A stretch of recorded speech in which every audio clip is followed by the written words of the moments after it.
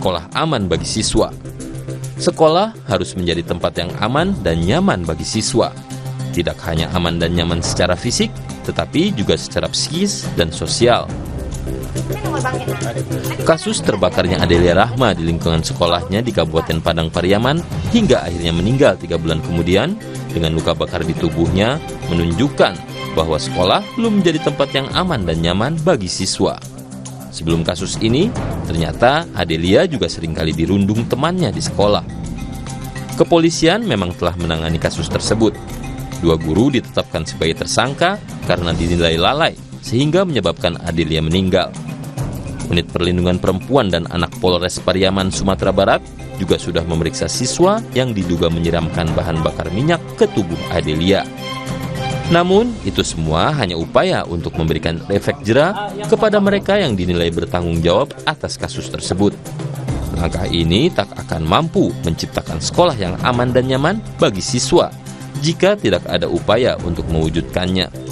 Sudah banyak program dan peraturan dibuat, namun banyaknya kasus kekerasan, termasuk perundungan di sekolah, menunjukkan upaya itu belum efektif.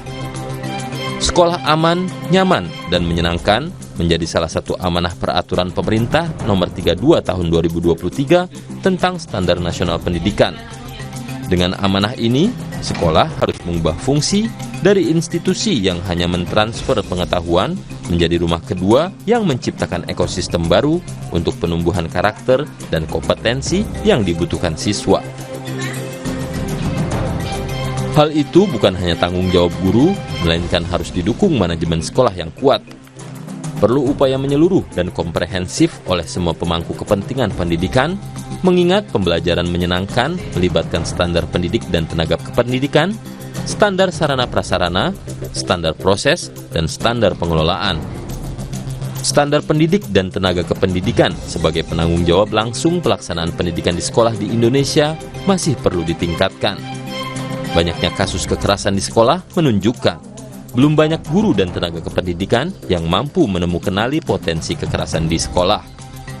Dalam kasus terbakarnya Adelia, guru belum melihat perundungan yang dialami Adelia sebagai masalah serius, sebagai bentuk kekerasan yang harus segera diatasi dan dicegah. Kemampuan guru menjalin komunikasi yang baik dan sehat, serta membangun empati menjadi kunci untuk menciptakan sekolah yang aman.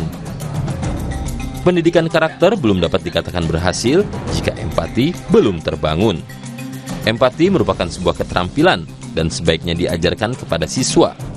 Ini juga menjadi tanggung jawab orang tua dan masyarakat, mengingat sebagian besar waktu anak dihabiskan di rumah dan lingkungan sekitarnya.